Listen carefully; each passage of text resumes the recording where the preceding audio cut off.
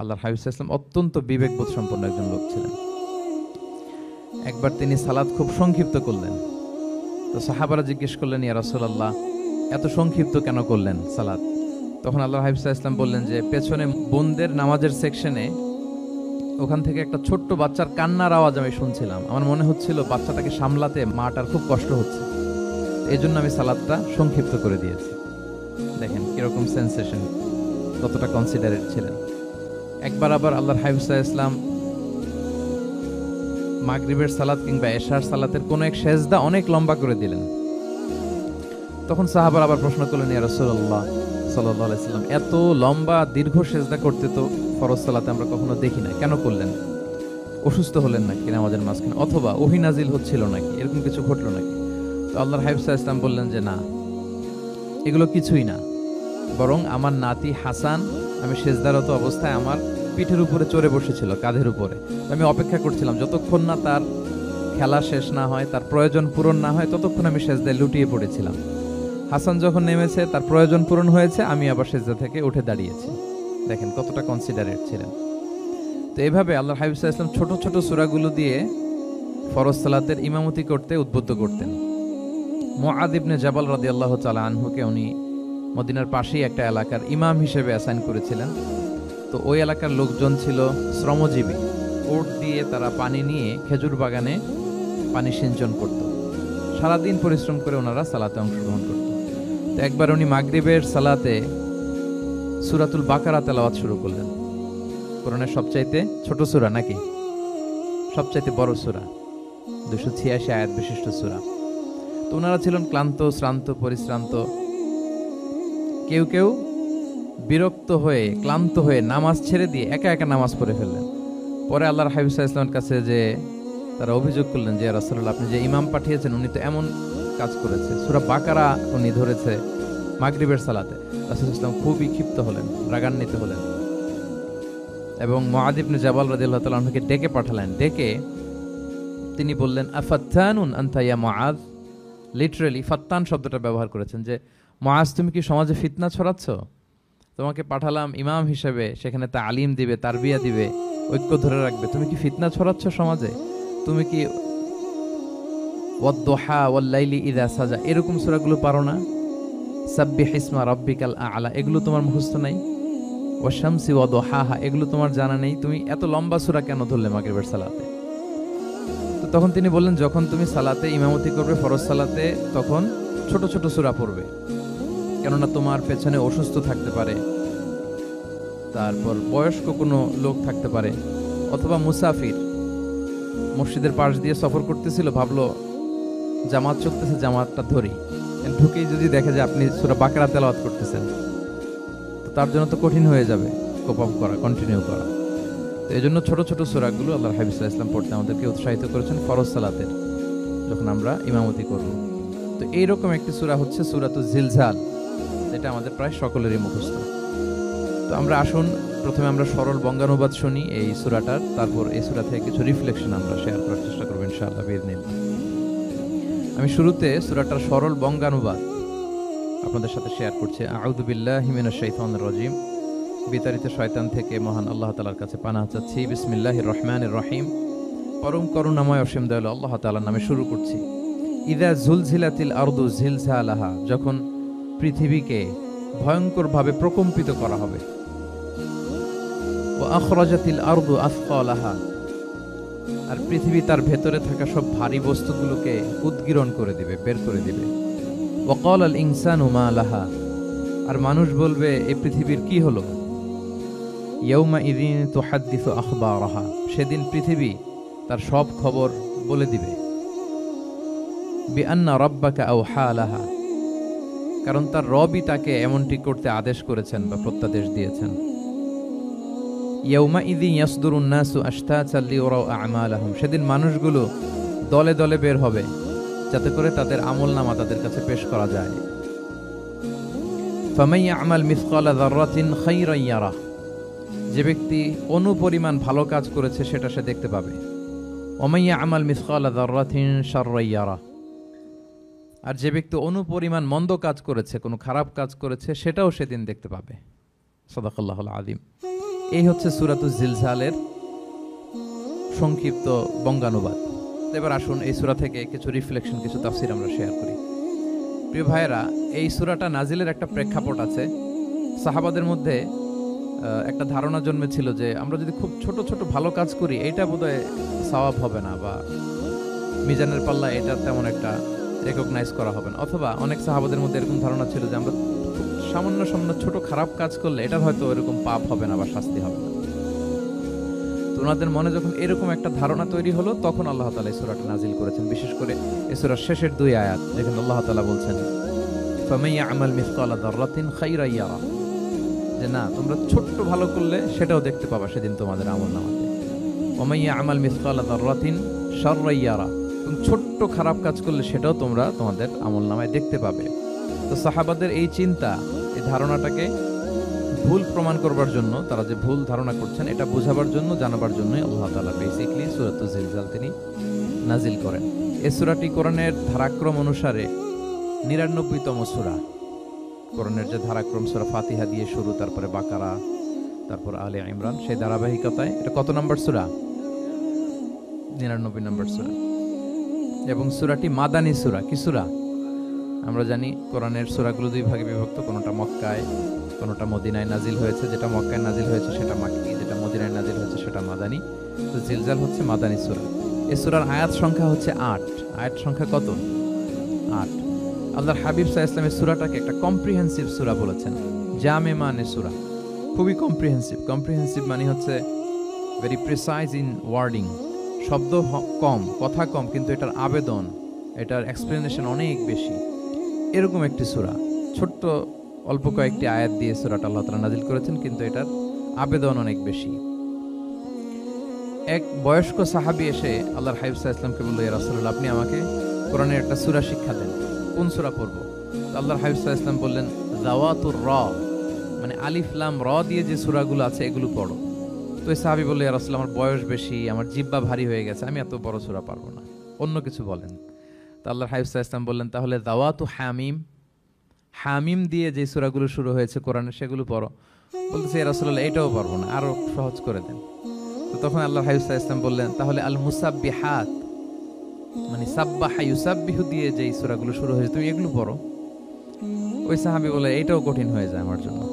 তখন আল্লাহর হাবিব সাল্লাল্লাহু আলাইহি ওয়াসাল্লাম বললেন যে, তাহলে কি চাও? বলতেছে, আমাকে একটা জামে মানে সূরা শিক্ষা দেন, মানে এমন একটা কম্প্রিহেন্সিভ সূরা শিক্ষা দেন যে এটা শিখলে আমার হেদায়েতের জন্য যথেষ্ট হয়ে যাবে। তখন আল্লাহর হাবিব সাল্লাল্লাহু আলাইহি ওয়াসাল্লাম বললেন, তাহলে তুমি পড়ো ইযা যুলজিলাতিল আরদু জিলজালাহা ওয়া আখরাজাতিল আরদু আথকালাহা ওয়া ক্বালাল ইনসানু মা লাহা। তুমি সূরাতুল জিলজাল তেলাওয়াত করো। তখন থেকেই সাহাবী এই সূরাতুল জিলজাল তেলাওয়াত আরম্ভ করলেন। উনি বললেন যে আমি আর বেশি কিছু পড়ব, শুধু এটাই পড়ব। সাহাবাদের মধ্যে অনেকের এরকম খুব সহজ সরল মানসিকতা ছিল। উনি বললেন যে এটাই পড়ব। তো রাসূল সাল্লাল্লাহু আলাইহি ওয়াসাল্লাম বললেন যে কোনো সফল ব্যক্তিকে যদি কেউ দেখতে চায় তাহলে এর দিকে তাকাও, দেখো কত সহজ সরল, কত চমৎকার ভাবে সে এই বার্তাটা গ্রহণ করেছে যে আমি জীবনে শুধু এটাই পড়ব। তো সূরাতুল জিলজাল হচ্ছে একটা কম্প্রিহেন্সিভ সূরা, সূরাতুন জামিআ। এটা হচ্ছে সূরার একটা ফজিলত, এটা আমরা জানলাম। আবার আল্লাহর হাবিব সাল্লাল্লাহু আলাইহি ওয়াসাল্লাম এই সূরাকে কোরআনের অর্ধেক বলেছেন। আল্লাহর হাবিব সাল্লাল্লাহু আলাইহি ওয়াসাল্লাম ইরশাদ করেছেন, ইযা যুলজিলাতিল আরদু তা'দিলু নিসফাল কোরআন। সূরাতুল জিলজাল এটা কোরআনের অর্ধেক, কোরআনের অর্ধেক।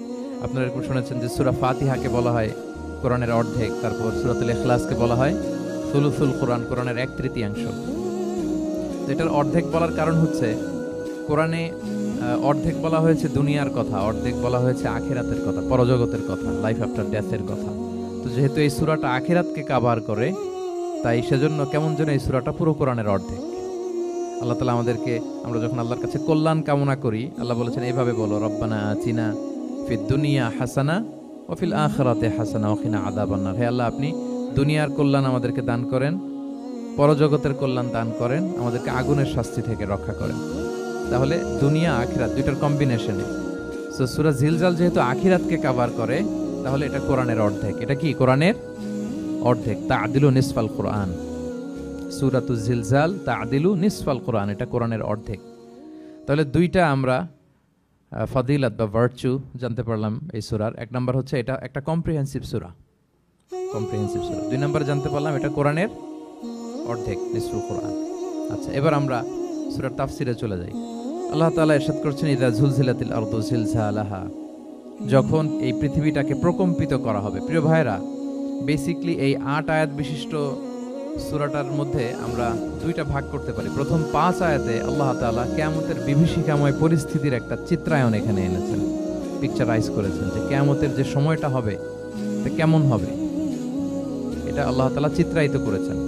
সূরাকে মনোযোগ দিয়ে যদি আপনি পড়েন, অনুধাবন করেন, মনে হবে যে কিয়ামতের চিত্রটা আপনার চোখের সামনে ভেসে উঠেছে।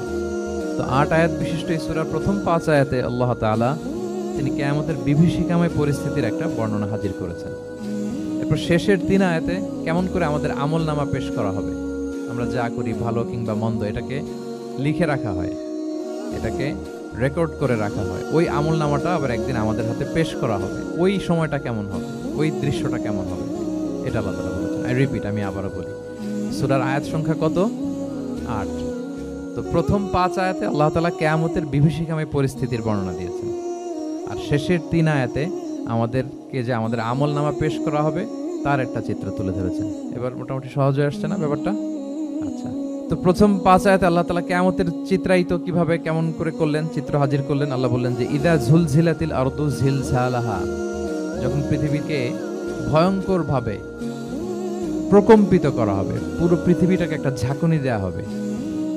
এই সূরার নামই হচ্ছে ঝাঁকুনি দেওয়ার সূরা, ঝাঁকুনি। জিলজাল মানে হচ্ছে শেকিং, আর্থকোয়েক, ভূমিকম্প, ভূকম্পন। ভূমিকম্পের সাথে পরিচিত না সবাই? এক্সপেরিয়েন্স হয়েছে কারো ভূমিকম্প? নাকি ঘুমায় থাকার সময় হয়? সব সময় হয়েছে? হ্যাঁ, মাঝে মাঝে আমরা এক্সপেরিয়েন্স করি আর্থকোয়েক, ভূকম্পন। পৃথিবী কেঁপে ওঠে, এটা একটা ন্যাচারাল ফেনোমেনা। পৃথিবীর মাটির নিচে অনেক কিছু থাকে, এগুলো নড়ে চড়ে উঠলে পৃথিবীটাও কেঁপে ওঠে। নানা কারণে এই ভূকম্পনটা হয়। পৃথিবীর ভেতরে অনেকগুলো শিলার স্তর আছে। আমরা যেরকম মাটি দেখি, পুরো পৃথিবীটা জুড়েই কিন্তু এরকম মাটি নয়, অনেক শিলা আছে, রূপান্তরিত শিলা, পাললিক শিলা, আগ্নেয়গিরির শিলা। এই শিলাগুলোর মধ্যে ডিসপ্লেস হলে পৃথিবী কেঁপে ওঠে। আবার পৃথিবীর ভেতরে আগুন আছে, গ্যাস আছে, এই গ্যাসগুলো যখন মুভ করে তখন পৃথিবীর উপরে কেঁপে ওঠে। একটাকে হাইপোসেন্টার বলে, আরেকটাকে ইপোসেন্টার বলে। হাইপোসেন্টার মানে পৃথিবীর ভেতরের অংশটাকে বলে হাইপোসেন্টার, আর ভূপৃষ্ঠের এটাকে বলে ইপোসেন্টার। ওই হাইপোসেন্টারে যদি কোনো ঝড় হয়, উপরে এই প্রকম্পিত হয়। এটাকে আমরা ভূকম্পন বা ভূমিকম্প হিসেবে দেখি পৃথিবীতে। তো এই পৃথিবীতে অনেক বড় বড় ভূমিকম্প আমরা দেখেছি। জাপানে আমার গত বছর একটা সফর ছিল জাপানে, তো সকাল বিকেল ভূমিকম্প হয়। এখানে তো আমরা 6 মাস 1 বছর ভূমিকম্প দেখি, ওখানে সকালে বিকেলে একটু একটু করে কাঁপতেছে। এর কারণ হচ্ছে ওইটা এমন একটা এলাকায় পড়েছে, প্যাসিফিক ফায়ার রিংস বলে, একটা প্লেটের উপর, 7টা ট্যাকটনিক প্লেটের উপর আল্লাহ তাআলা পৃথিবীকে সেট করেছেন। ওই ট্যাকটনিক প্লেটগুলো যদি একটার সাথে একটা ঘর্ষণ হয়, অনেক এনার্জি রিডিউস করে, ওইখান থেকে পৃথিবীর উপরে এরকম ভাইব্রেশন শুরু হয়, এই প্রকম্পনটা শুরু হয়।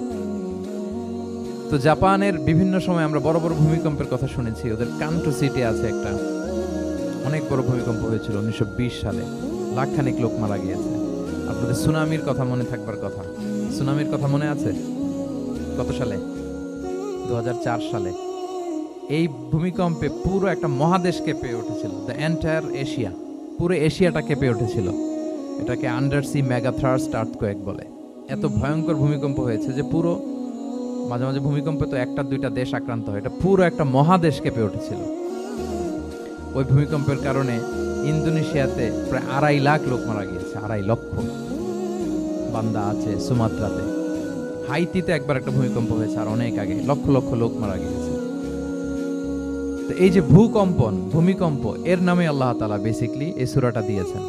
তবে পৃথিবীবাসী যে এই ভূকম্পন এক্সপেরিয়েন্স করেছে, কিয়ামতের সময় যে ভূমিকম্প হবে ওটা কি ওইরকম হবে?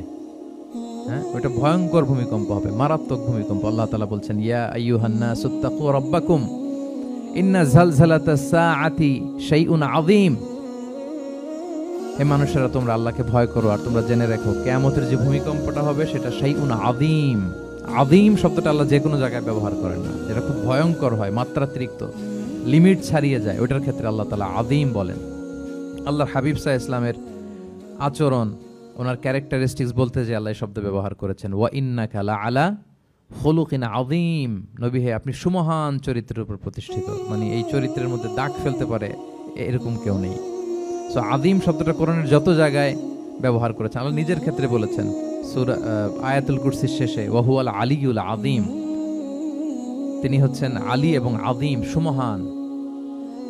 তো কিয়ামতের এই ভূকম্পনের ক্ষেত্রে আল্লাহ তাআলা এই আযীম শব্দটা ব্যবহার করেছেন। ইন্না জালজালাতাস সাআতি শাইউন আযীম, এটা মারাত্মক হবে সেদিনকার ভূমিকম্প, সাধারণ ভূমিকম্প নয়। ইযা রুজ্জাতিল আরদু রাজ্জা ওয়া বুসাতিল জিবালু বাসসা, পুরো পৃথিবীটা একসাথে কেঁপে উঠবে, পাহাড়গুলো ভেঙে চুরে তছনছ হয়ে যাবে। এটা হবে বেসিক্যালি যখন ইসরাফিল আলাইহিস সালাম উনি ট্রাম্পিটে ফুৎকার দিবেন, হুইসেল দিবেন সিংগার মধ্যে, নুফিখা ফিস সূর, সূরের মধ্যে যখন তিনি ফুৎকার দিবেন। আপনারা ইসরাফিল আলাইহিস সালামের একজন ফেরেশতা, ওনার নাম শুনেছেন না? One of the major angels, major একজন ফেরেশতা।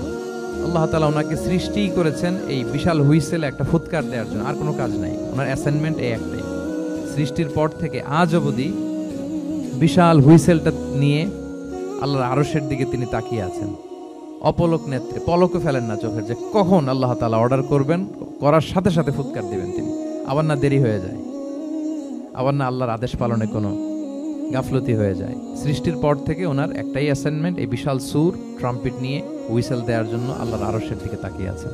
যে মুহূর্তে আমরা এখন কথা শুনছি এখনো তাকিয়ে আছেন উনি। 3টা ফুৎকার দেওয়ার জন্য আল্লাহ তাআলা ওনাকে সৃষ্টি করেছেন। প্রথম ফুৎকারটাকে বলে নাফখাতুল ফাজা, যে ফুৎকারের সাথে সাথে মানুষগুলো তটস্থ হয়ে যাবে, পৃথিবীর মানুষ তটস্থ হয়ে যাবে। যখন তটস্থ হবে তখন কি অবস্থা হবে সেটাই আল্লাহ তাআলা এই সূরার প্রথম আয়াতে বললেন, যে ইদা জুলজিলাতিল আরদু জিলজালাহা, যখন পুরো পৃথিবীকে প্রকম্পিত করা হবে মারাত্মকভাবে। ইসরাফিল আলাইহিস সালাম প্রথম যে ফুৎকারটা দিবেন তখন পুরো পৃথিবী কেঁপে উঠবে, মারাত্মকভাবে কেঁপে উঠবে। তারপরের যে ফুৎকার দিবেন তখন সব মরে যাবে, আমরা পৃথিবীতে কেউই বেঁচে থাকবো না তখন। মানুষ মরে যাবে, জিন জাতি মরে যাবে, সমস্ত ফেরেশতারাও মরে যাবে। যেই ফেরেশতা মালাকুল মাউত, যিনি মৃত্যুর ফেরেশতা, যার মাধ্যমে আল্লাহ তাআলা মৃত্যু ঘটিয়ে থাকেন, তারও মৃত্যু ঘটবে। সে আল্লাহ তাআলার কাছে বলবে, আল্লাহ পৃথিবীর সবাই মরেছে, আপনার আদেশ অনুযায়ী মানুষ, জিন, ইবলিস সবাইকে আমি মৃত্যু দিয়েছি, তাদের রূহ কবজ করেছি, এখন কি হবে? আল্লাহ তাআলা বলবেন, এখন তুমি মরবে, মুতিয়া মালাকুল মাউত, এখন তুমি মরো। মালাকুল মাউত তখন মারা যাবে। এত ভয়ঙ্কর একটা চিৎকার দিয়ে মালাকুল মাউত জগৎ থেকে বিদায় নিবে। আল্লাহর হাবিব সাল্লাল্লাহু আলাইহি ওয়াসাল্লাম বলেন, ওই ভয়ঙ্কর চিৎকার যদি পৃথিবীবাসী শুনতে পেত তাহলে আলাদা করে ইসরাফিলের সিঙ্গার ফুৎকার দেওয়ার প্রয়োজন হতো না, প্রতিটা মানুষ তাদের কানের পর্দা ফেটে মুহূর্তেই লাশ হয়ে পড়ে যেত। মালাকুল মাউত মরে যাবে, তখন মহাবিশ্বে আর কেউ থাকবে না একটা সত্তা ছাড়া। তিনি কে? আল্লাহ সুবহানাহু ওয়া তাআলা। সূরা আর-রহমানে আল্লাহ তাআলা চমৎকার ভাবে বলেছেন, কুল্লু মান আলাইহা ফান ওয়া ইয়াবকা ওয়াজহু রাব্বিকা দুল জালালি ওয়াল ইকরাম, পৃথিবীতে যা আছে সব নিঃশেষ হয়ে যাবে একমাত্র তিনি ছাড়া। তিনি হচ্ছেন অব্যয়, অক্ষয়, অবিনশ্বর, চিরঞ্জীব, শাশ্বত। এরপর কেউ যখন থাকবে না, আল্লাহ তাআলা ইসরাফিল আলাইহিস সালামকে আবার জীবিত করবেন। তখন তিনি সর্বশেষ হুইসেলটা দিবেন, আবার জীবিত হয়ে তিনি লাস্ট 3 নাম্বার হুইসেলটা দিবেন। লাস্ট হুইসেলটা যখন দেয়া হবে তখন জমিন থেকে সব মৃত লাশগুলো আবার জীবিত হয়ে দাঁড়াতে শুরু করবে। মিনহা খালাকনাকুম ওয়া ফিহা নুঈদুকুম ওয়া মিনহা নুখরিজুকুম তারাতান উখরা, মাটি থেকে বানিয়েছি, মাটির কবরে তোমাদের পাঠিয়েছি, আবার মাটি থেকে তোমাদেরকে উত্থিত করা, আবার সবাই উঠবে। এই 3টা হুইসেল দেওয়ার জন্য আল্লাহ তাআলা সাইয়েদনা ইসরাফিল আলাইহিস সালামকে সৃষ্টি করেছেন। ওনার প্রথম হুইসেল দেওয়ার পরে কি অবস্থা হবে, কি রিঅ্যাকশন হবে, ওইটা আল্লাহ তাআলা সূরাতুল জিলজালের প্রথম আয়াতে বললেন, ইদা জুলজিলাতিল আরদু জিলজালাহা, যখন পুরো পৃথিবীটা প্রকম্পিত হবে, মারাত্মকভাবে প্রকম্পিত হবে। ওয়া আখরাজাতিল আরদু আসকালাহা, আর যখন জমিন তার ভেতরে থাকা ভারী বস্তুগুলোকে উদ্গীরণ করে দেবে, বমি করে বের করে দেবে, ভমিটিং করবে বা নিক্ষেপ করবে। পৃথিবীর ভেতরে কি আছে তাফসিরে এসেছে আল মাউতা ওয়াল কুনুজ, অর্থাৎ মৃত ডেড বডিগুলো, সেই আদম আলাইহিস সালামের সময় থেকে শুরু করে কিয়ামত পর্যন্ত পৃথিবী সব ডেড বডিগুলোকে ধারণ করে তার ভেতরে, তাই না? জীবিতদেরকে ভূপৃষ্ঠ উপরে ধারণ করে আর মৃতদেরকে জমিন তার পেটের ভেতরে ধারণ করে। তো আখরাজাতিল আরদু আফকালাহা, জমিন ভারী বস্তুগুলোকে উদ্গীরণ করবে, তাহলে সব ডেড বডিগুলোকে তখন বের করে দিবে। আর কুনুজ যত আছে, মিনারেলস, যত খনিজ পদার্থ আছে পৃথিবীর ভেতরে, স্বর্ণ, যত মিনারেল আছে, ইউরেনিয়াম থেকে শুরু করে যত গ্যাস আছে, প্লাটিনাম আছে, যা আছে আগুন অগ্নিকুণ্ড সব কিছু জমিন বের করে দিবে, মারাত্মক এক বিস্ফোরণের মধ্য দিয়ে জমিন সবকিছু উদ্গীরণ করে বের করে দিবে। তাহলে দেখেন কিছুটা সামহাও আপনাদের সামনে চিত্রায়িত হচ্ছে না কিয়ামতটা কেমন হবে? যদি একটু কল্পনা করেন যেভাবে আল্লাহ তাআলা বলছেন যে ইদা সুলসিলাতিল আরদু জিলজালাহা, পুরো পৃথিবীটা প্রকম্পিত হবে। ওয়া আখরাজাতিল আরদু আথকালাহা, জমিন তার ভেতরের বস্তুগুলো বের করে দিবে, ভারী ভারী বস্তুগুলো, অর্থাৎ ডেড বডি এবং যত খনিজ পদার্থ আছে সেগুলো। ওয়াকাল আল ইনসানু মা লাহা, মানুষ বলবে পৃথিবীর হলো কি, হোয়াটস হ্যাপেনিং, কি হচ্ছে, কি হলো পৃথিবী, পৃথিবী এরকম কেন করতেছে? যে আয়াতটা বলেছিলাম যে ইন্না যালজালাতাস সাআতি শাইউন আযীম, সেখানে আল্লাহ তাআলা বলছেন ইয়াউমা তারাউনাহা তাযহালু কুল্লু মুরদিআতিন আম্মা আরদাআত ওয়া তাদউ কুল্লু যাতি হামলিন হামলাহা ওয়া তারান নাসা সুকারা ওয়া মা হুম বিসুকারা ওয়ালাকিন্না আযাবাল্লাহি শাদীদ। মানুষের ফার্স্ট রিঅ্যাকশন কি হবে এই আর্থকোয়েকের পরে? এই আয়াতে চমৎকারভাবে আল্লাহ তাআলা বলছেন, আল্লাহ বলছেন যে পরিস্থিতিটা এত ভয়ঙ্কর হবে, কারণ এরকম ভূকম্পন তো পৃথিবীবাসী দেখেনি। এত মারাত্মক ভূমিকম্প হবে যে দুধ খাওয়াচ্ছে এরকম মা তার দুধের বাচ্চার কথা ভুলে যাবে। আল্লাহু আকবার। দেখেন এখানে উপমাটা কিরকম। সাধারণত দুধের বাচ্চার প্রতি মায়ের আলাদা একটা টেক কেয়ার থাকে, মানে তাকে রেখে এদিক সেদিক যায় না, গেলেও চোখে চোখে রাখে, বা কোথাও গেলে অন্যকে বলে যায় তুমি একটু দেখো, কিরকম করে না? দুধের বাচ্চা তো সে খুবই ছোট বাচ্চা, তার আলাদা কেয়ারের প্রয়োজন হয়, এক্সট্রা কেয়ারের প্রয়োজন হয়। তো দুধ খাওয়ায় ব্রেস্ট ফিডিং মাদার কখনো তার বাচ্চাকে চোখের আড়াল করতে দেয় না বা চায় না। আল্লাহ বললেন যে তখন পরিস্থিতি এত ভয়ানক হবে যে নিজের দুধের বাচ্চার কথাই মা ভুলে যাবে। তারপর এখনো পরিপূর্ণ হয়নি পেটের ভেতরে বাচ্চা, এরকম মা যারা আছে গর্ভবতী, সাধারণত কয় মাস পরে বাচ্চা ডেলিভারি হয়? হ্যাঁ, 8 মাস 9 মাস পরে। দেখা যাবে যে 2 মাসের বাচ্চা, এখনো ভ্রূণ, 3 মাসের বাচ্চা, 4 মাসের বাচ্চা। এই ভয়ঙ্কর পরিস্থিতির চোটে যত গর্ভবতী নারী আছে সব মুহূর্তে ডেলিভারি করে দেবে, মুহূর্তে, ইনস্ট্যান্ট। ও তাদাউ কুল যাতু হামলিন হামলাহা, যত মা আছে গর্ভবতী সবাই, প্রেগনেন্ট মহিলারা মুহূর্তে ডেলিভারি করে দেবে, প্রিম্যাচিউরড বেবি, কেউ ভ্রূণ, কেউ 3 মাসের, কেউ 4 মাসের বাচ্চাগুলো ডেলিভারি হয়ে যাবে। মানুষগুলো পঙ্গপালের মতো দৌড়াতে থাকবে, বিক্ষিপ্ত পতঙ্গের মতো দৌড়াতে থাকবে মানুষ,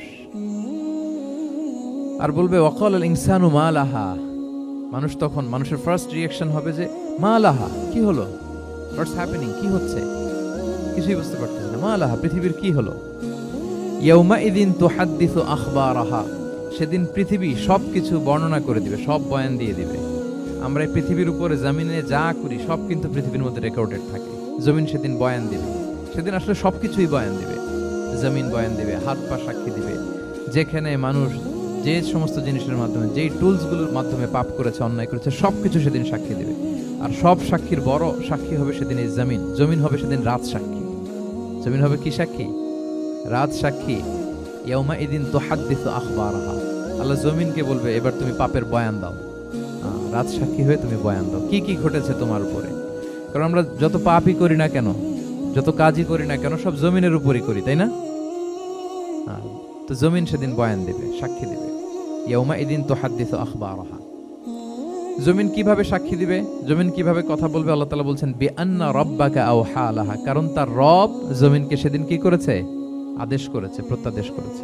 আল্লাহ তাআলার আদেশে জমিন সেদিন কথা বলবার সুযোগ পাবে, সব বয়ান দিবে কি কি হয়েছে জমিনের ভেতর, কি কি অন্যায় হয়েছে, কি কি পাপ হয়েছে, কি কি সংগঠিত হয়েছে, সব ধরে ধরে জমিন সেদিন বর্ণনা করবে। তাহলে প্রথম 5টা আয়াত আমরা বলে ফেললাম, যে প্রথম 5টা আয়াতে কিয়ামতের বিভীষিকামী পরিস্থিতির একটা পিকচারাইজেশন পাইছেন আপনারা? হ্যাঁ, ভয় লাগতেছে আপনাদের? ভয় লাগতেছে? সেদিনকার পরিস্থিতি কেমন হবে খুব সংক্ষিপ্ত পরিসরে একটা বর্ণনা আমাদের সামনে আসছে না? এই 5 আয়াতে চলে আসছে। কিন্তু ভয়ঙ্কর হবে সেই দিনটা, কেউ কাউকে চিনবে না। ইয়াউমা ইয়াফিরুল মারউ মিন আখি ওয়া উম্মিহি ওয়া আবিহি ওয়া সাহিবাতিহি ওয়া বানিহি লিকুল্লি ইমরিইম মিনহুম ইয়াউমা ইদিন শা'নু ইউগনি। ভাই ভাইকে দেখে পালাবে, পরিচয় দিবে না। বন্ধু বন্ধুকে দেখে পালাবে, স্বামী স্ত্রীকে দেখে পালাবে, প্রিয়তমা স্ত্রীকে পরিচয় দিবে না, কলেজের টুকরা সন্তানকে পরিচয়, কেউ কাউকে চিনবে না। সবাই নাফসি নাফসি, সবাই নাফসি নাফসি, কোনো পোশাক ছাড়া বস্ত্রহীন হয়ে উঠবে। আম্মা জান আয়েশা রাদিয়াল্লাহু তাআলা আনহা বিষ্ণু ইসা ইসলামকে বলবেন ইয়া রাসূলুল্লাহ, তাহলে মানুষ কি লজ্জিত হবে না বস্ত্রহীন অবস্থায় উঠলে? তো রাসূল সাল্লাল্লাহু আলাইহি ওয়াসাল্লাম বললেন, লিকুল্লি ইমরিইম মিনহুম ইয়াউমা ইদিন শা'নুন ইউগনি। প্রত্যেকের এমন একটা ভয়ঙ্কর অবস্থা হবে যে তার গায়ে কাপড় আছে কি নাই, সে কি রকম অবস্থায় আছে এটাই সে ভুলে যাবে, মানে ওই টেন্ডেন্সি তার থাকবে না। এত ভয়ঙ্কর হবে সেদিনটা। সেই ভয়ঙ্করতম দিনে আল্লাহ তাআলা আমাদেরকে হেফাজত করুক। আল্লাহর হাবিব সাল্লাল্লাহু আলাইহি ওয়াসাল্লাম বলেছেন, সে ভয়ঙ্করতম দিনে আল্লাহর সুশীতল আরশের নিচে 7 শ্রেণীর লোকজন ছায়া পাবে। ওই 7 শ্রেণীর অন্তর্ভুক্ত যেন আমরা হতে পারি, আল্লাহ তৌফিক দান করুক। সম্মানিত ভাইয়েরা, তাহলে সূরা জিলজালের 8 আয়াত বিশিষ্ট সূরার প্রথম 5 আয়াত আমরা কভার করলাম। আমরা বলেছি যে প্রথম 5 আয়াতে আল্লাহ তাআলা কিয়ামতের বিভীষিকাময় পরিস্থিতির বর্ণনা দিয়েছেন, সেটা গেল। পরের 3 আয়াতে কি নিয়ে আলোচনা করা হয়েছে বলেন তো দেখি, মনে আছে কিনা? হ্যাঁ, আমল কিভাবে পেশ করা হবে, আমলনামা, সেটা নিয়ে আল্লাহ তাআলা বলেছেন। আল্লাহ তাআলা শুরু করছেন, আল্লাহ বলছেন যে ইয়াউমা ইযি ইয়াসদুরুন নাসু আশতাতা, সেদিন মানুষগুলো দলে দলে বের হবে, দলে দলে এসে বের হবে। কেন? লিউরাউ আমালাহুম, যাতে করে তাদের আমলনামা তাদেরকে দেখানো যায়। তার মানে কি করেছি সেদিন আমলনামা আমরা দেখব। ইয়াউমা ইযি ইয়াসদুরুন নাসু আশতাতাল লিউরাউ আমালাহুম, যাতে করে তাদের আমলনামা তাদেরকে দেখানো যায়। তার মানে সেদিন আমরা আমাদের আমলনামা দেখব, কি করেছি না করেছি সব সেদিন সে আমলনামায় থাকবে। তো আমলনামাটা 2 ভাবে দেয়া হবে, হাদিসে এসেছে, কোরআনের আয়াতেও এসেছে। নেককার লোকদের আমলনামা ডান হাতে দেয়া হবে, সামনের দিক থেকে। আর পাপাচারী, সীমা লঙ্ঘনকারী, জালিমদের আমলনামা পেছন থেকে বাঁ হাতে দেয়া হবে, পেছন থেকে এনে বাঁ হাতে। আর নেককারদের সামনে থেকে ডান হাতে। আল্লাহ তাআলা যেন আমাদেরকে ডান হাতে আমলনামা দান করেন। এই কথাটা আল্লাহ চমৎকার ভাবে বলছেন, ফাআম্মা মান উতিয়া কিতাবাহু বিয়ামিনিহি ফাসাউফা ইউহাসাবু হিসাবান ইয়াসীরা। সেদিন আল্লাহ তাআলা যাকে ডান হাতে আমলনামা দিবে তার হিসাবটা সহজ হবে। আল্লাহর হাবিব সাল্লাল্লাহু আলাইহি ওয়াসাল্লাম সব সময় এই দোয়াটা করতেন, আল্লাহুম্মা হাসিবিনা হিসাবান ইয়াসীরা। হে আল্লাহ, আপনি আমার হিসাবটাকে সহজ করেন, হে আল্লাহ, আপনি আমার হিসাবটাকে সহজ করেন। এই দোয়াটা আপনারাও পড়বেন, আল্লাহুম্মা হাসিবিনা হিসাবান ইয়াসীরা। দেখেন, আল্লাহর হাবিব সাল্লাল্লাহু আলাইহি ওয়াসাল্লামের ব্যাপারে বলা হয়েছে গফিরা লাহু মা তাকাদ্দামা মিন যামবিহি ওয়া মা তাআখার। আল্লাহর হাবিব সাল্লাল্লাহু আলাইহি ওয়াসাল্লামের আগের পরের সব গুনাহ মাফ। আদতে তো গুনাহই নাই, নিষ্পাপ ছিলেন তিনি, মাসুম। নবীরা হচ্ছেন মাসুম। তারপরেও আল্লাহর হাবিব সাল্লাল্লাহু আলাইহি ওয়াসাল্লাম এই দোয়াটা করতেন, আল্লাহুম্মা হাসিবিনা হিসাবান ইয়াসীরা। এরপরও তিনি এই দোয়াটা সবসময় করতেন। তাহাজ্জুদের সালাতে দাঁড়িয়ে থাকতে থাকতে ওনার পা ফুলে যেত। সিজদায় যে কাঁদতে কাঁদতে জামা ভিজিয়ে ফেলতেন, হাত্তা বাল্লা লিহিয়াতাহু, দাড়ি ভিজিয়ে ফেলতেন, হাত্তা বাল্লা হাজারাহু, জামা ভিজিয়ে ফেলতেন, হাত্তা বাল্লাল আরদা, সিজদায় পরে কাঁদতে কাঁদতে জমিন ভিজিয়ে ফেলতেন। তো আম্মা জান আয়েশা রাদিয়াল্লাহু তাআলা আনহা বলতেন, ইয়া রাসূলুল্লাহ, এত কষ্ট কেন করেন? আপনার পা ফুলে যায়, কাঁদতে কাঁদতে আপনি হয়রান হয়ে যান। আল্লাহ তো বলেছেন যে আপনার আগের পরের সব গুনাহ মাফ। আল্লাহ হাবিব সাল্লাল্লাহু আলাইহি ওয়াসাল্লাম বলতেন, আফালা উহিব্বু আন আকুনা আবদান শাকুরা। হে আয়েশা, আমি কি শুকরগুজার বান্দা হতে পছন্দ করব না? আল্লাহ তাআলা আমাকে ক্ষমা করেছেন, আমাকে স্পেশাল স্ট্যাটাস দিয়েছেন।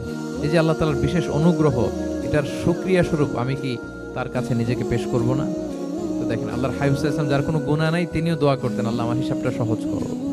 সেদিন যার হিসাব সহজ হবে তার জন্য সবকিছু মিলে যাবে, তার মুক্তি। আর যদি আল্লাহ হিসাব কঠিন করে, হাদিসে এসেছে, আল্লাহ যদি কাউকে জিজ্ঞেস করে, মান নুকিশা উযযিবা। নুকিশা এসেছে নিকাশ থেকে। আমরা বাংলা একটা কথা বলি না, হিসাব নিকাশ। নিকাশ বলেন আপনারা? নিকাশ, হিসাব নিকাশ। নিকাশটা আরবি শব্দ। মান নুকিশা উযযিবা, যার নিকাশ নেওয়া হবে, হিসাব নিকাশ নেওয়া হবে, উযযিবা, তাকে আল্লাহ শাস্তি। যদি বলে এটা করলা কেন, ওখানে গেলা কেন, এটাতে জড়িত হইলা কেন, এই কেন কেনর প্রশ্নবাণে যদি আল্লাহ তাআলা আমাদের জর্জরিত করেন, তাহলে অবস্থা খারাপ। আল্লাহ আমাদেরকে হেফাজত করুক। আর যাকে আল্লাহ তাআলা অনুগ্রহ করবেন, অনেককে আল্লাহ তাআলা এইভাবে অনুগ্রহ করবেন। আল্লাহ বলবেন, তুমি যে এই পাপটা করছিলা মনে আছে? তখন বান্দা বলবে, আল্লাহ মনে আছে, আমি স্বীকৃতি দিচ্ছি, অ্যাকনলেজ করছি, আল্লাহ আমি পাপী, আল্লাহ আমি ভুল করে ফেলেছি। আল্লাহ বলবে, এটা দুনিয়ার কেউ জানে না, আজকে আমিও জানাবো না কাউকে, যাও তুমি আমার এই ডান হাতের নিচ দিয়ে জান্নাতের ভেতরে ঢুকে যাও।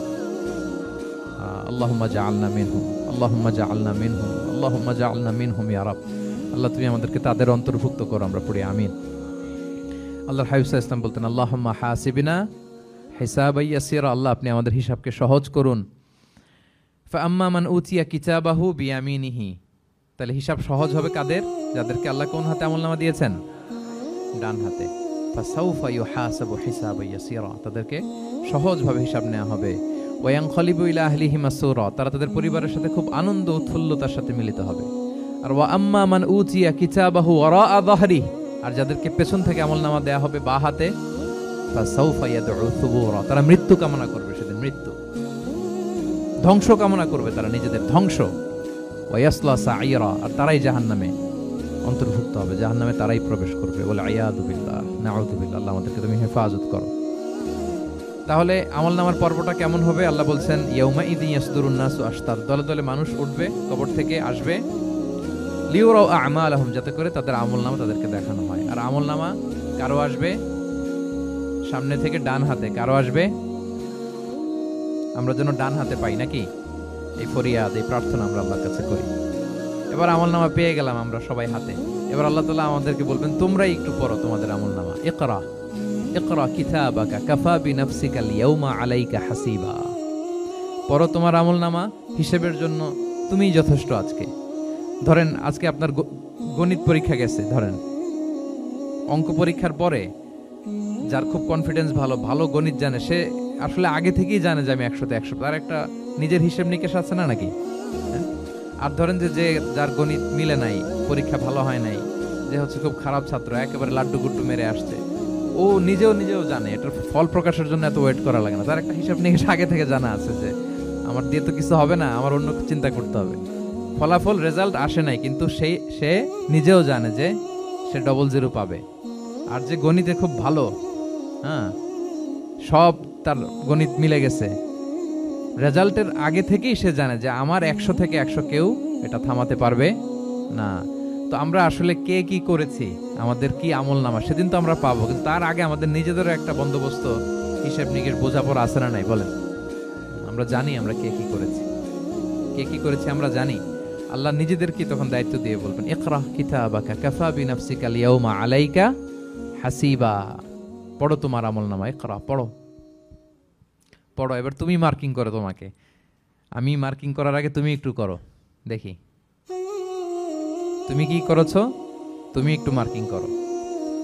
তো আমলনামা পাওয়ার পরে আমাদের যে প্রতিক্রিয়া হবে সেটা আল্লাহ কোরআনে তুলে ধরেছেন। আল্লাহ তাআলা বলছেন যে মানুষ বলবে মালি হাযাল কিতাবি লা ইউগাদিরু সগীরাতান ওয়ালা কাবীরাতান ইল্লা আহসাহা, এটা কেমন আমলনামা, ছোট বড় কোনো কিছু মিসিং হয় না এখানে। আল্লাহু আকবার, কিছু মিস হয় নাই। অনেক কিছু আপনারও মনে নাই, কিন্তু দেখার পরে মনে হবে।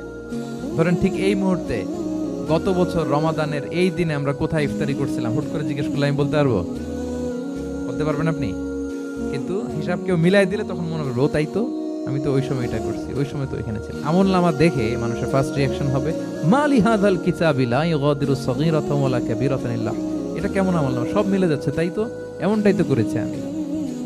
সগীরাতান ওয়ালা কাবীরা, ছোট বড় তুচ্ছ নগণ্য সব আল্লাহ তাআলা তুলে ধরেছেন সেখানে, সব আমলনামায় তুলে ধরেছেন।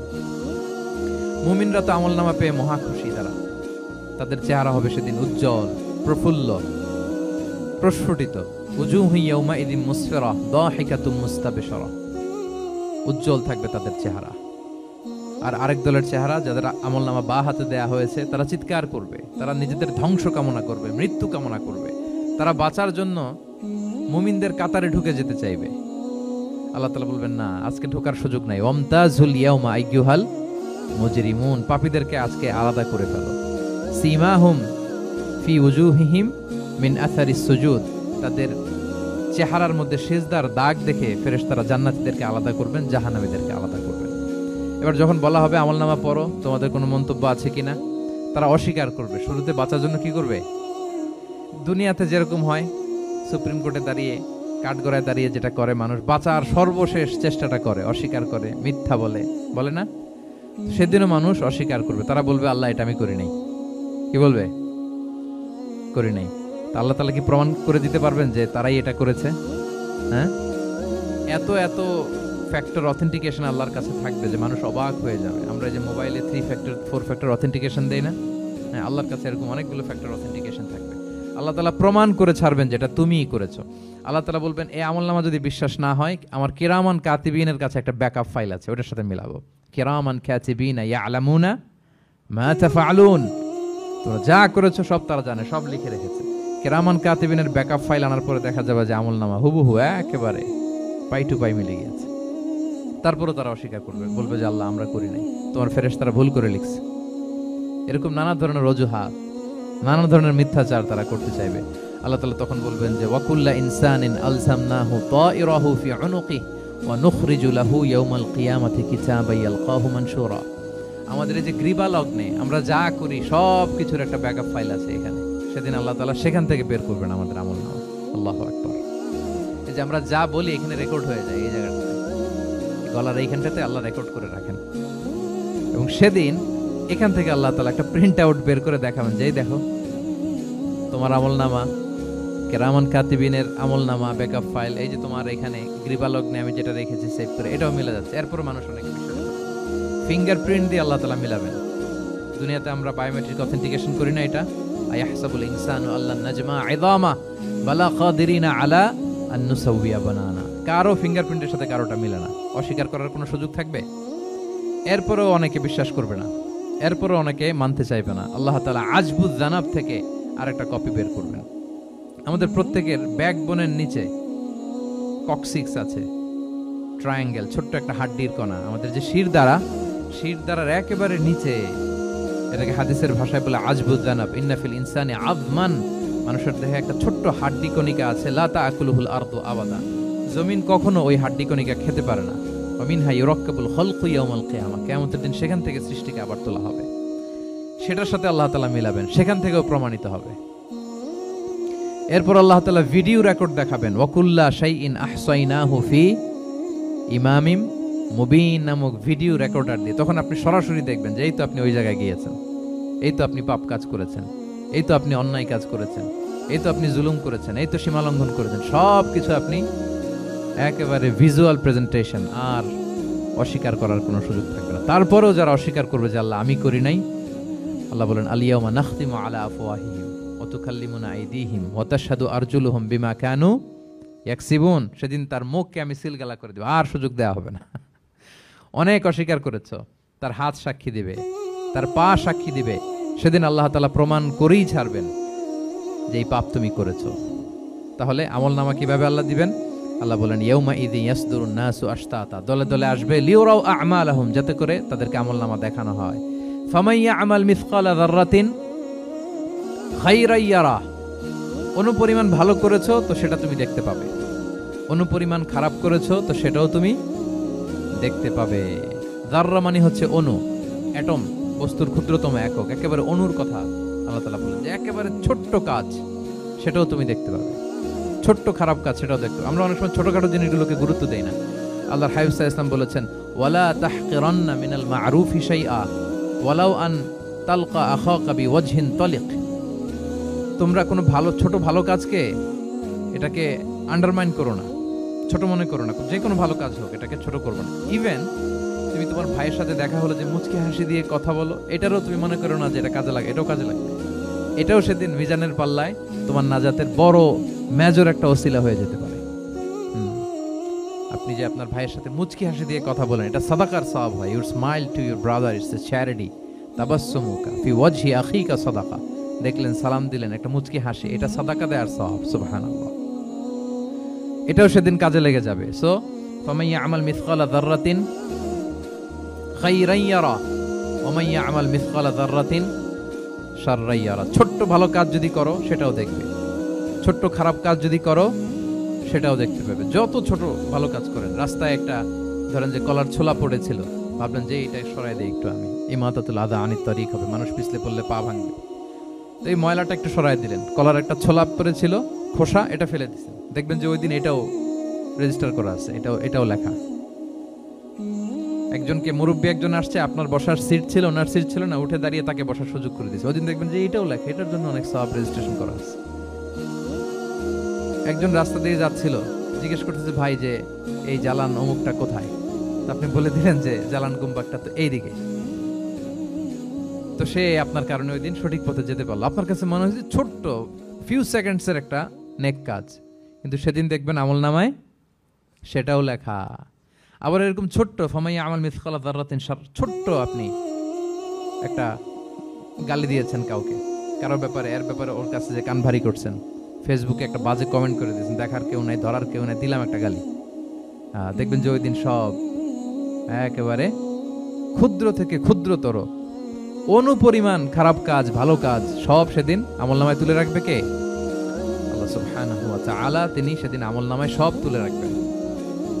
সো আমরা কোনো ভালো কাজকে যেন তুচ্ছ মনে না করি, কোনো খারাপ কাজের সাথে যেন জড়িত না হয়, যত ছোট হোক। শয়তানের ওয়াসওয়াসায়, প্রবৃত্তির ধোকায় পড়ে, নফসের ধোকায় পড়ে কখনোই যেন পাপের কাজে আমরা পা না বাড়াই, এবং প্রত্যেকটা পাপকেই যেন আমরা ভয়ঙ্কর মনে করি যে না, এটা আমার জন্য কাল হয়ে দাঁড়াতে পারে। আর প্রতিটা ভালো কাজ করার ক্ষেত্রে যেন আমরা প্রতিযোগিতা করি, আর এই মাইন্ডসেট যেন থাকে যে না, এটা আমাকে বাঁচাতে পারে সেদিন। কি বলেন, ঠিক কিনা? তাহলে আল্লাহ তাআলা শেষ করলেন, ফামাইয়া আমাল মিসকালা যাররাতিন খাইরান ইয়ারা। প্যাস লেগে যায় না? লেগে যায়, স্বাভাবিক। আগে খাইরান, পরে শাররান। অনুপরিমাণ ভালো করলে সেটাও সে সেদিন কি পাবে, অনুপরিমাণ খারাপ করলেও পাবে। দেখেন, এটা একটা আশা জায়গা নিয়েছে আমাদের, কিন্তু হোপফুল করে, তাই না? আমরা অনেক সময় এমন হয় যে ভালো কাজ করছি, কেউ দেখে নাই। হ্যাঁ, আপনি এই আয়াতটা খেয়াল করবেন যে না, কেউ দেখে নাই, কিন্তু দেখেছে কে? আল্লাহ দেখেছেন, উনি দেখলেই চলবে, আমার আমলনামা এটা ঠিকই থাকবে। কোন এক কারণে সমাজের সবাই আপনাকে ভুল বুঝেছে, misunderstanding, everyone got you wrong. আসলে আপনি ঠিক ছিলেন, সবাই পরিস্থিতি, সামাজিক, এটা সেটা, এরকম হয় না যে সবাই ভুল বুঝতেছে, আসলে আপনি ঠিকই করছেন। সবাই ভুল বুঝুক, আপনার আমলনামায় সেটা ভালো কাজ হিসেবে লেখা থাকবে, ঠিক কিনা? অনেক সময় ঠকায় লোকজন, আমাদেরকে ঠকায় নানাভাবে, আমরা হয়তো তার সাথে পেরে উঠি না। মাঝে মাঝে কিছু ভিডিও আমি দেখি, এই আপেল বিক্রি করতেছে, কি অদ্ভুত ব্যবসায়ী। তো দেখাচ্ছে খুব ভালো ভালো আপেল, আপনারা দেখেছেন কিনা জানি না। সে আবার ওই পলিথিনের ভিতরে পচা নষ্ট আপেলগুলোর কয়েকটা প্যাকেট করে রাখে। তো আপনি বেছে বেছে ভালো, যেই ভালো আপেলই দিবেন সেটাই সে নিয়ে প্যাকেটে দিয়ে দিচ্ছে। মাপটাপ করার পরে আপনি যখন টাকা বের করতেছেন বা অন্যমনস্ক, হুট করে সে ওই পচা আপেলের, ওইটা আপনার একই পলিথিন, একই ওজনের তার একটা হিসাব থাকে, ওইটা ধরাই দিচ্ছে। তা আপনি কোত্থেকে না কোত্থেকে আপেল কিনছেন, বাসা হয়তো অনেক, বাসায় যেয়ে দেখেন সর্বনাশ, কি টসটসে পাকা আপেলগুলো বেছে বেছে দিলাম, এখন দেখি পচা। তো ওরে তো আর পাবেন না, ওরে আর ধরাও হইল না। আপনি ভাবছেন হিসাবটা এখানেই শেষ? হ্যাঁ, এখানেই শেষ না। Lot of unsettled issue yet to be settled. এরকম অনেক কিছু আছে দুনিয়াতে, আপনি সেটেল করতে পারেন না, সেটেল হবে সেদিন। দ্য কনসেপ্ট অফ আখিরা যদি না থাকতো, this worldly life would be a joke. আখিরা বলে যদি কিছু না থাকতো, এই পৃথিবীটা আসলে একটা জোক ছিল, জোক। কেটে টুকরা টুকরা করে বস্তাবন্দি করে ফেলে রাখছে ডোবার মধ্যে, কেউ দেখে নাই, হদিস নাই, এটা সাক্ষীও পাওয়া, বিচারও হচ্ছে না। আর বিচারের যে দীর্ঘসূত্রিতা, আপনি ভাবছেন শেষ, এখানেই শেষ? Not that easy brother. একদিনের ঋণ তাকে শোধ করতে হবে। ফামান ইয়ামাল মিসকালা যাররাতিন খাইরান ইয়ারা ওয়া মান ইয়ামাল মিসকালা যাররাতিন শাররান ইয়ারা। ছোট্ট ছোট্ট ভালো যেখানে আল্লাহ লিখে